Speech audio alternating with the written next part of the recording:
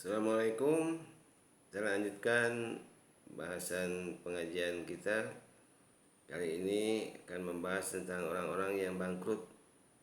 Bangkrut di sini maksudnya bukan bangkrut secara ekonomi, artinya jadi jatuh miskin, tidak punya apa-apa.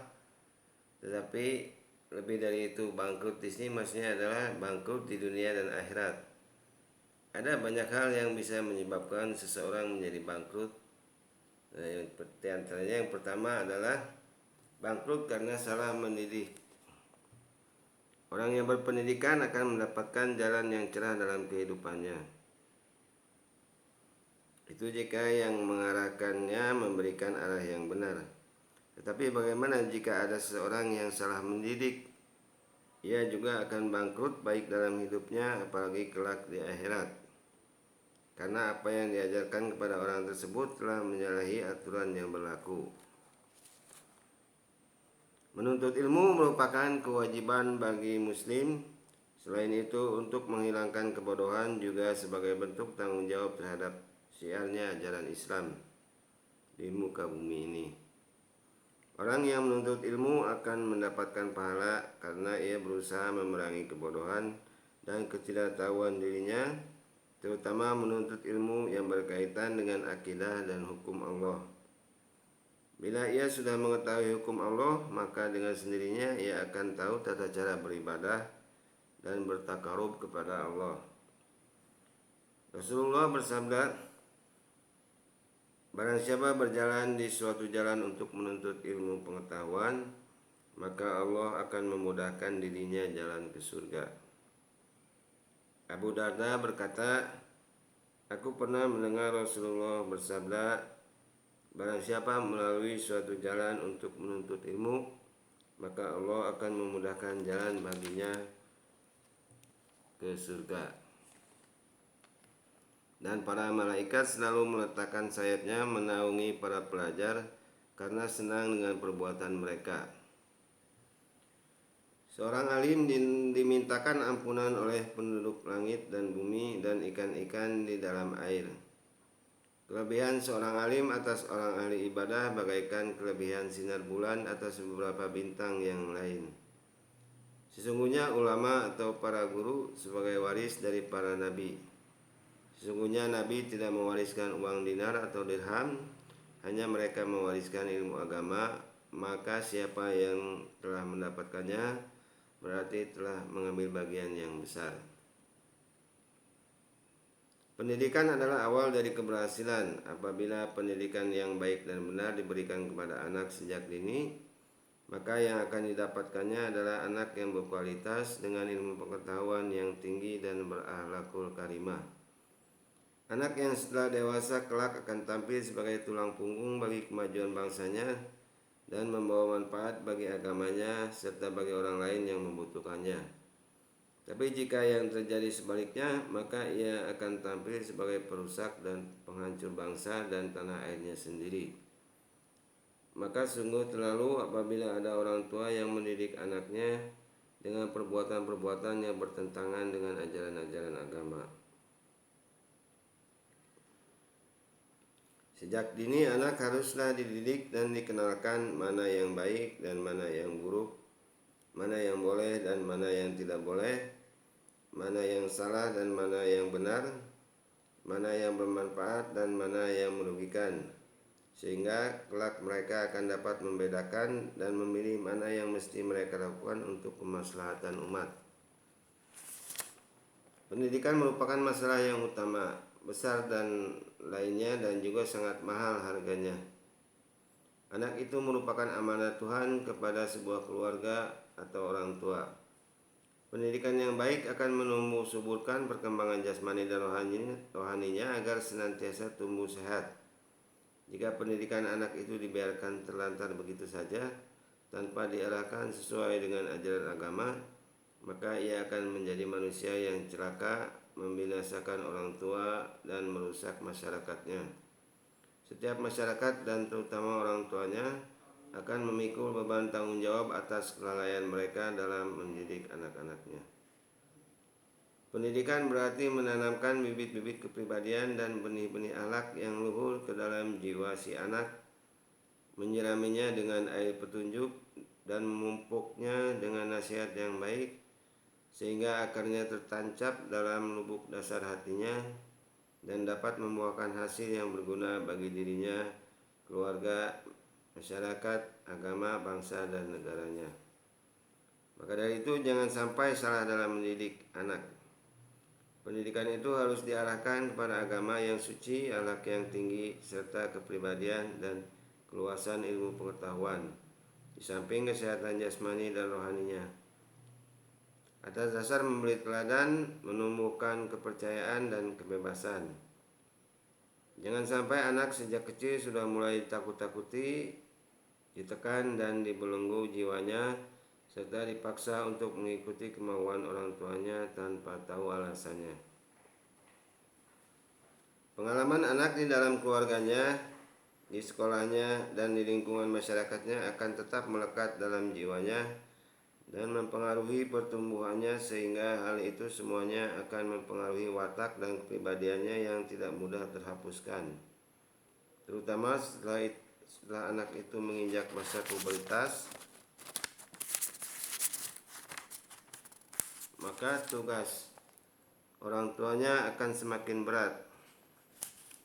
Orang tua harus lebih berhati-hati karena suatu tindakan yang terlanjur salah akan membekas dan mempengaruhi kejiwaannya. Begitulah tugas dan kewajiban orang tua dalam mendidik si anak. Maka tidak kurang beratnya tugas-tugas guru di sekolahnya, di mana mereka dituntut untuk mengenal sedikit dari faktor-faktor psikologis anak serta watak-watak yang dibawanya dari keluarganya masing-masing. Di samping kedua pihak atau rumah dan sekolah, maka yang juga bertanggung jawab atas pendidikan anak juga terpikul di atas pundak masyarakat lingkungannya. Sebab anak adalah anggotanya yang menentukan bentuk masyarakat di mana ia hidup. Agar menjadi generasi yang dapat dibanggakan, maka tuntutlah ilmu pengetahuan sebanyak-banyaknya dan lengkapilah dengan akhlakul karimah dan budi pekerti yang luhur, karena keduanya adalah syarat mutlak untuk menyongsong masa depanmu yang cerah. Anak muda masa kini adalah orang tua besok pagi. Apa yang engkau miliki sekarang adalah simpanan untuk hari depanmu. Niat dalam menuntut ilmu yang juga harus diterapkan oleh seorang pendidik kepada yang anak didik supaya tidak mengalami kebangkrutan adalah: 1. Untuk mencari ridho Allah. 2. Untuk menghilangkan kebodohan. 3. Tidak bertujuan untuk menonjolkan diri di hadapan orang lain. 4. Tidak untuk mencari kedudukan duniawi. 5. Untuk diamalkan kepada orang lain. Jika sebagai orang tua kita salah dalam mendidik anak kita, maka kita akan merugi. Karena anak merupakan investasi yang penting pula selain harta benda. Seorang anak bisa mengangkat derajat orang tua jika ia mendapatkan pendidikan yang benar dan menurut syariat Islam. Demikian jika orang tuanya benar dalam mengarahkannya. Anak yang baik merupakan kebanggaan kedua orang tuanya. Jika kita ingin mempunyai anak yang dapat membanggakan diri kita, maka sewajarnya lah kita membuat bibit yang terbaik dengan mendidik anak kita sebaik-baiknya. Jika kita hanya membiarkan anak kita secara bebas, maka dampak lingkungan yang tidak baik akan ia dapatkan. Apalagi zaman sekarang semua anak-anak kecil hingga remaja telah banyak mendapatkan pengaruh western atau budaya kebarat-baratan. Jadi jika kita tidak berhati-hati menjaga anak-anak kita sendiri, besar kemungkinan mereka akan terpengaruh dalam budaya barat tersebut yang terlihat mengasihkan.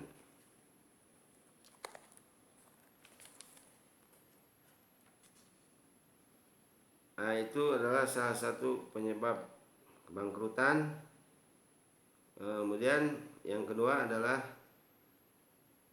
penyebab seorang bangkrut adalah karena durhaka kepada kedua orang tua.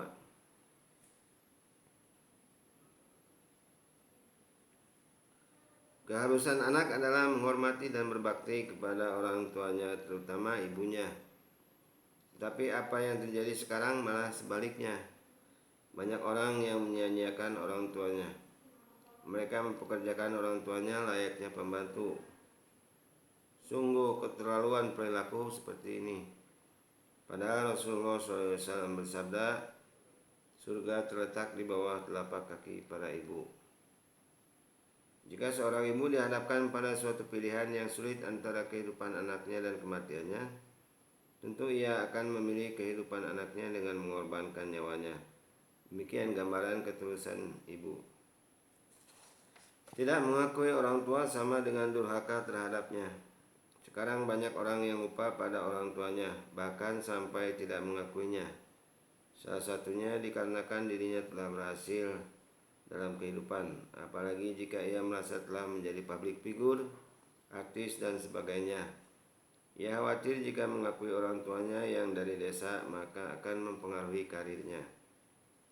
Pengingkaran ini sangatlah kejam, sampai ada hadis yang mengkufurkan anak yang tidak mau mengakui orang tuanya. Sebagaimana hadis yang diriwayatkan oleh Abu Hurairah bahwa beliau pernah bersabda, yang artinya, janganlah kamu mengabaikan ayahmu. Orang yang enggan pada ayahnya berarti kufur. Demikian beratnya risiko yang harus ditanggung oleh anak durhaka. Entah motivasi apa yang mendorong mereka melakukan perbuatan durhaka ini. Jika semakin banyak anak yang tidak mengakui orang tua kandungnya, maka kiamat mungkin tidak lama lagi akan terjadi, dan demikian merupakan tanda kebesaran Allah. Oleh sebab itu, selagi orang tua masih ada, hendaknya dihormati, dimuliakan, dan disayangi sebagai bentuk ibadah dan rasa syukur kita kepada Allah. Karena orang tua lah yang melahirkan dan merawat kita hingga dewasa, menuntun kita dalam jalan yang membuat kita dapat meraih keberhasilan. Bayangkan jika kamu tidak mempunyai orang tua yang menyayangimu, kita akan terlantar jika mendapat kesulitan atau membutuhkan pertolongan dalam waktu itu juga. Kita akan mendapatkan keberuntungan dari doa-doa yang dipanjatkan oleh kedua orang tua kita. Mereka telah memberikan perhatian hanya untuk memperhatikan anaknya. Mengapa kita tidak biasa seperti mereka yang menyayangi kita? Itu adalah poin yang kedua yang bisa menyebabkan kebangkrutan. Bangkrut dunia dan akhirat. Poin yang ketiga adalah bangkrut karena tidak tahu diri. Tidak tahu diri membuat bangkrut bagi orang yang melakukannya, karena ia hanya akan membuang-buang waktu untuk memikirkan dirinya sendiri. Mulai dari segi penampilan yang tanpa terasa telah over, ia sendiri mungkin tidak akan sempat memikirkan hal yang lainnya. Misalnya tentang ibadahnya kepada Tuhan yang telah menciptakannya. Banyak orang yang mengaku sebagai orang yang alim, orang yang berilmu, orang yang bermoral tinggi, orang yang berpendidikan, padahal tumpukan kejahilan di dengkulnya bagaikan gumpalan awan tebal yang hitam pekat menutupi langit dan cakrawala. Terkadang ia mengaku sebagai manusia, sementara di dalam jiwanya bercokol sifat-sifat kebinatangan. Dibiarkannya luapan hawa nafsu merobek-robek hati dan nalurinya, mencabik-cabik pikiran dan nilai kemanusiaan yang disandangnya. Ia berjalan tak tentu arah dalam mengarungi samudera kefasikan dan kedurjanaan. Sungguh kebangetan orang-orang yang tidak tahu diri seperti ini. Apa yang dikatakan tentang dirinya selalu bertolak belakang dengan kenyataannya. Tidak tahu diri termasuk penyakit yang sulit diobati. Penyakit ini sangat mudah menjangkiti orang yang berjiwa kerdil, yang menilai dirinya dengan nilai yang tidak sesuai dengan harga dirinya. Kadang-kadang ia mengaku sebagai orang yang hebat, padahal tidak sedikit pun nampak tanda-tanda kehebatan yang ada pada dirinya.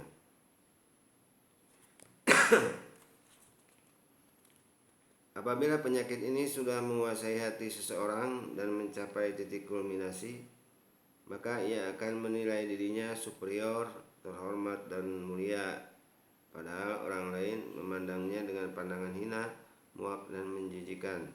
Sebab tingkah lakunya yang overacting di tengah masyarakat congkak dan lupa pada dirinya sendiri, sehingga ia terlihat seperti orang gila yang sedang mabuk. Penyakit tidak tahu diri ini akan lebih parah apabila sampai menjakiti jiwa generasi muda, di mana mereka merupakan generasi penerus dan di tangan mereka terletak kejayaan suatu bangsa, generasi penerus tongkat estafet perjuangan generasi tua. Kalau mereka mau mencoba-coba untuk membiasakan dirinya dengan sifat buruk seperti ini, akhirnya terbiasa dan menjadi suatu kebudayaan, maka akan sulit sekali untuk dihapuskan, karena ia telah terpatri di dalam jiwa dan menyatu di dalam hati mereka. Akibatnya semua orang akan memalingkan diri dari mereka dan lari tunggang langgang. Yang dekat menjadi jauh, kawan pun bisa menjadi lawan. Sebagian lagi ada yang mengaku dirinya sebagai ahli pikir, cendekiawan yang jempolan, filosof ulama masa kini, sastrawan yang tidak ada tandingannya, padahal ternyata mereka baru saja mempelajari teori-teori dasar ilmu pengetahuan, dan itu pun belum dipastikan bisa dipertanggungjawabkan kemantapan pengertiannya. Mereka membaca sedikit tentang antropologi atau sejarah, kemudian mengaku sebagai antropolog yang hebat atau sebagai pujangga yang tak tertandingi. Meskipun demikian, mereka tidak merasa malu mengaku sebagai sastrawan dan orang yang berilmu tinggi. Orang seperti ini sungguh terlalu, mereka tahu banyak seperti orang gila yang menginginkan menjadi raja. Dengan senjata lidah tak bertulang itu, ia berdialektika, walaupun mereka tidak merasa bahwa semua pembicaraannya ngawur, melantur setinggi langit, dan terkadang tertimbun di balik himpitan bumi.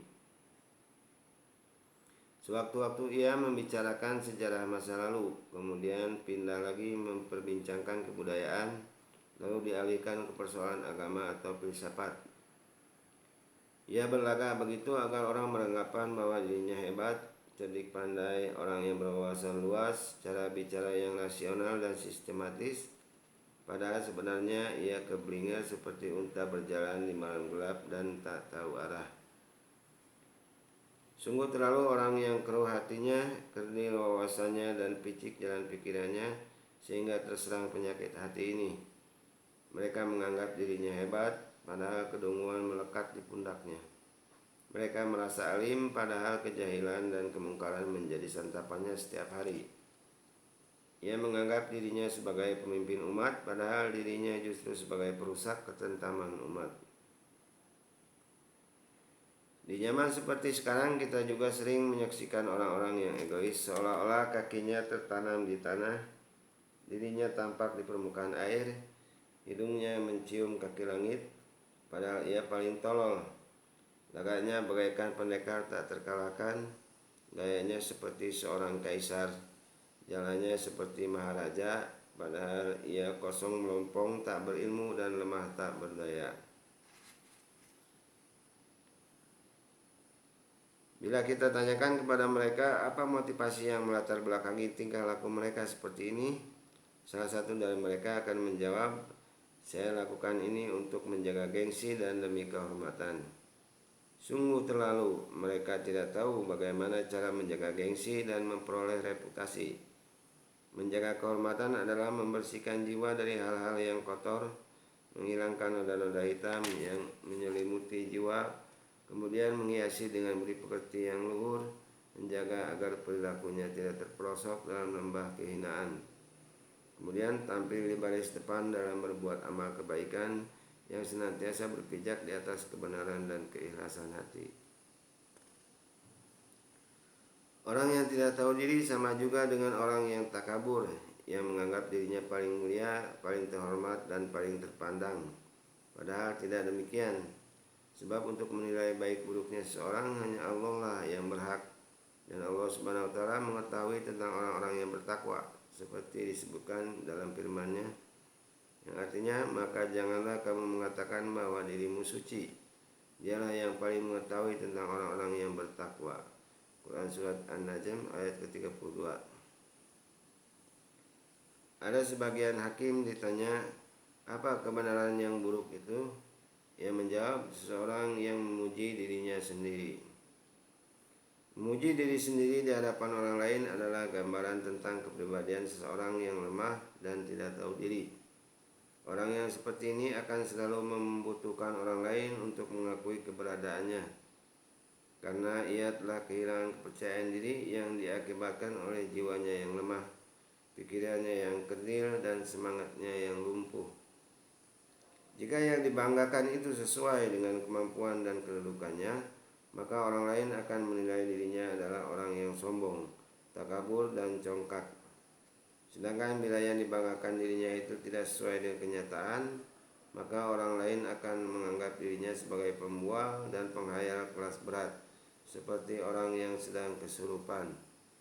Sungguh-sungguh terlalu orang yang sukanya membanggakan diri. Bila kita ingin mengerti bahwa memuji diri sendiri itu tidak akan menaikkan derajat dan kedudukan kita di hadapan orang lain, maka perhatikanlah bagaimana ketika seseorang memuji dirinya sendiri tentang kebaikan atau kedudukannya, tentang harta atau kepandaiannya, maka pasti hati kecil kita akan mengingkari terhadap apa yang diceritakannya, dan hati kita akan mengatakan bahwa dia adalah orang yang tidak tahu diri, keterlaluan, sombong, dan segala macam caci maki akan kita tujukan kepadanya.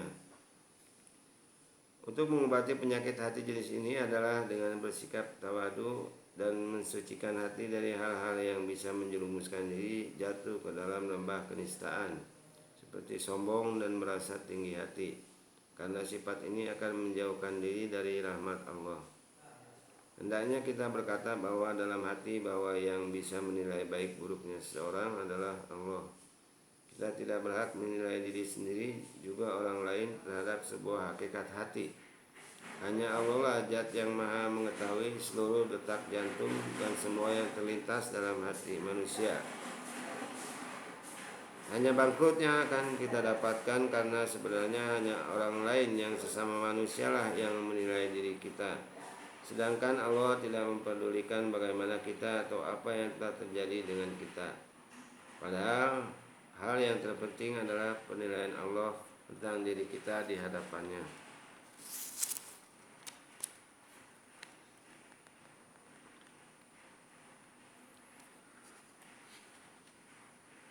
Kemudian selanjutnya adalah bangkrut karena tidak mau berzakat.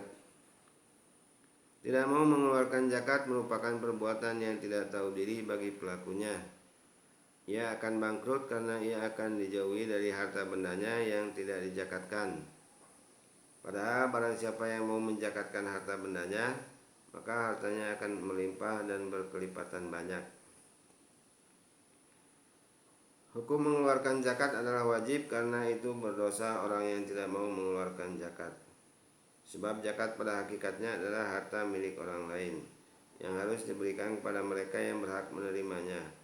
Meskipun dalam zahirnya harta tersebut berada dalam kekuasaan dan kepemilikannya, tetapi pada hakikatnya harta itu adalah titipan semata. Karena itu orang yang memiliki harta sudah sampai satu nisab, tidak dikeluarkan zakatnya, maka besok pada hari kiamat harta itu akan dikalungkan di lehernya. Mengenai siksaan bagi orang yang tidak mau zakat juga dijelaskan oleh Rasulullah SAW dalam sabdanya, yang artinya tidak seorang pun dari pemilik emas atau perak yang tidak mengeluarkan haknya, zakatnya, kecuali pada hari kiamat nanti disediakan untuknya lempengan-lempengan dari neraka, lalu lempengan itu dipanaskan di neraka jahanam dan disetrikakan pada kedingnya, kedua pinggangnya, dan punggungnya. Setiap kali lempengan itu dingin, diulang lagi untuknya pada hari yang sepadan dengan 50.000 tahun, hingga Allah selesai menyelesaikan persoalan antara manusia. Lalu ia bisa melihat jalannya ke surga atau ke neraka. Ada yang bertanya kepada beliau, "Wahai Rasulullah, kalau unta?" Rasulullah bersabda, "Termasuk pemilik unta. Jika tidak mengeluarkan haknya, maka pada hari kiamat ia dilemparkan di tempat yang lapang, rata, dan gersang. Tidak pernah ia terlewatkan baginya satu anak unta pun kecuali ia menginjak-injaknya dengan kakinya dan menggigitnya dengan mulutnya. Setiap kali seekor unta lewat diulangi oleh yang lain pada satu hari yang sepadan dengan 50.000 tahun, hingga Allah selesai memutuskan urusan di antara manusia. Lalu ia mengetahui jalannya ke surga atau ke neraka." Ada yang bertanya lagi, ya Rasulullah, kalau sapi dan kambing? Rasulullah menjawab, termasuk pemilik sapi dan kambing. Jika tidak mengeluarkan haknya, maka pada hari kiamat ia dilemparkan di tempat yang lapang, rata dan gersang. Tidak yang bertanduk bengkok atau yang bertanduk biasa atau yang patah tanduknya. Semuanya menyeruduknya dengan tanduk-tanduk mereka dan menginjaknya dengan kaki mereka. Setiap kali seekor binatang itu lewat, diulangi oleh yang lain pada satu hari yang sepadan dengan 50.000 tahun, hingga Allah selesai memutuskan urusan di antara manusia, lalu ia mengetahui jalannya ke surga atau ke neraka.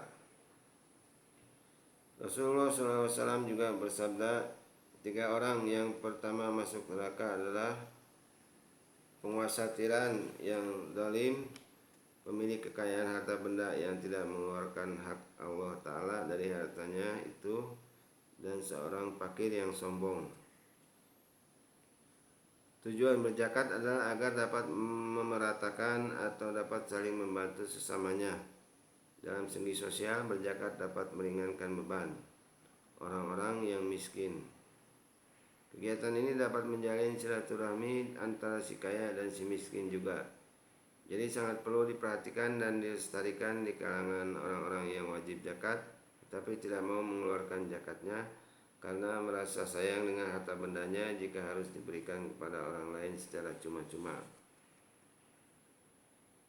Ibnu Abbas meriwayatkan bahwa radhiyallahu sallam pernah bersabda, barang siapa memiliki harta yang mencapai biaya haji ke Baitullah, namun ia tidak berhaji atau mencapai kewajiban zakat, namun tidak berzakat, ia memohon dikembalikan ke dunia saat kematiannya.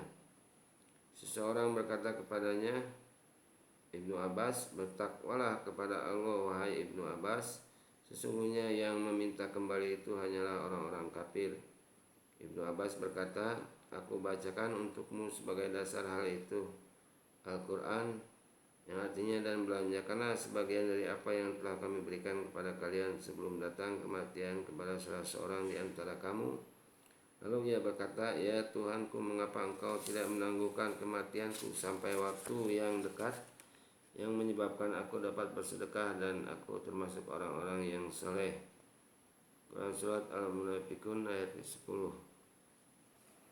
Aku dapat bersedekah, artinya mengeluarkan zakat. Aku termasuk orang-orang saleh, maksudnya menunaikan haji. Ada yang bertanya, berapakah harta yang mewajibkan zakat? Ibnu Abbas menjawab, jika harta itu mencapai 200 dirham, wajib atasnya zakat. Ada yang bertanya lagi, berapa harta yang mewajibkan haji? Ia menjawab, untuk bekal dan kendaraan. Perhiasan yang diperbolehkan atau tidak wajib dikeluarkan zakatnya jika memang hanya untuk dipakai. Namun jika untuk investasi atau untuk disewakan, maka wajib dikeluarkan zakatnya. Kadar yang diwajibkan untuk zakat perhiasan adalah senilai zakat perdagangan. Abu Hurairah meriwayatkan bahwa Rasulullah SAW pernah bersabda, barang siapa diberi kekayaan namun tidak mengeluarkan zakatnya, ia akan didatangi ular suja akra atau naga botak, terdapat tanda hitam pada matanya. Ia melilitnya dan menggigitnya dengan ujung mulutnya seraya berkata, aku adalah hartamu, aku adalah timbunanmu. Lalu beliau membaca ayat seperti yang disebutkan dalam Al-Quran, yang artinya, sekali-kali janganlah orang-orang yang bakhil dengan harta yang Allah berikan kepada mereka dari karunia-Nya menyangka bahwa kebahilan itu baik bagi mereka. Sebenarnya kebahilan itu adalah buruk bagi mereka. Harta yang mereka bakhilkan itu akan dikalungkan kelak di lehernya di hari kiamat. Dan kepunyaan Allah lah segala warisan yang ada di langit dan di bumi, dan Allah mengetahui apa yang kamu kerjakan. Surat Ali Imran ayat 180. Dalam ayat yang lain Allah berfirman yang artinya, dan orang-orang yang menyimpan emas dan perak dan tidak menafkahkannya pada jalan Allah, maka beritahukanlah kepada mereka bahwa mereka akan mendapat siksa yang pedih Pada hari dipanaskan emas perak itu dalam neraka jahanam, lalu dibakar dengannya dahi mereka.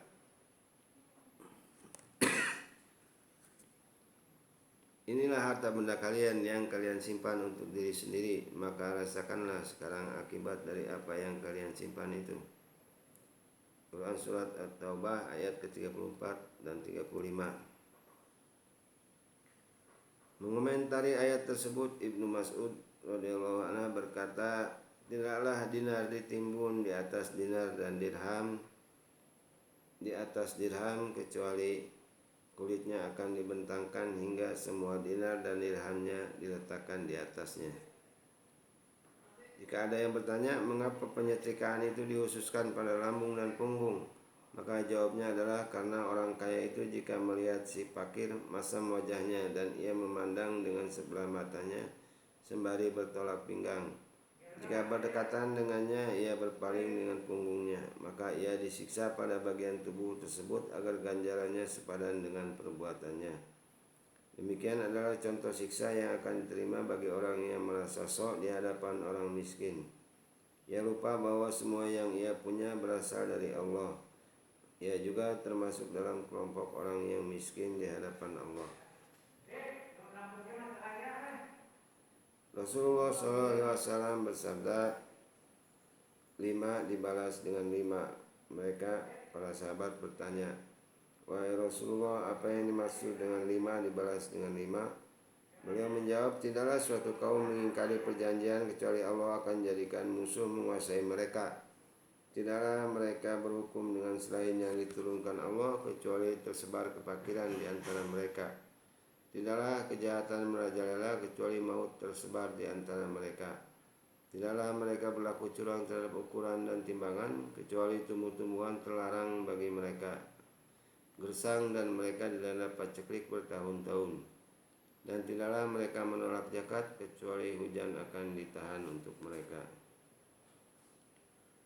Disebutkan dalam satu hadis dari Nabi, sesungguhnya beliau bersabda, orang yang membangkang tidak mau mengeluarkan zakat dalam pandangan Allah seperti kedudukan orang-orang Yahudi dan Nasrani. Orang yang membangkang 1/10 dalam pandangan Allah sama seperti kedudukan orang Majusi. Sedangkan orang-orang yang membangkang dari zakat dan 1/10 dari hartanya mereka adalah orang-orang yang dilaknat melalui lisan para malaikat dan para nabi serta tidak diterima syahadatnya. Beliau bersabda, beruntunglah orang yang menunaikan zakat dan 1/10, dan sungguh sangat beruntung orang yang tidak tersiksa karena tidak berzakat kelak pada hari kiamat. Barang siapa yang menunaikan zakat dari hartanya, maka Allah akan membebaskan siksa kubur darinya, dan Allah mengharamkan dagingnya dimakan api neraka, serta ia mewajibkan baginya masuk surga tanpa hisab, dan dia tidak akan merasakan kehausan pada hari kiamat.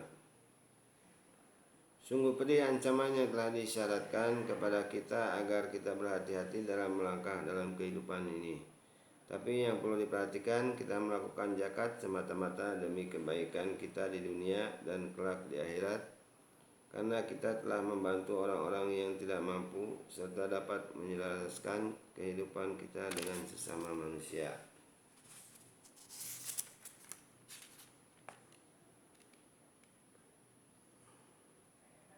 Demikian ada 3 hal yang bisa menyebabkan seseorang menjadi bangkrut. Sebenarnya ada banyak yang akan dipaparkan nantinya. Namun untuk kesempatan kali ini saya sampaikan dulu sampai di sini.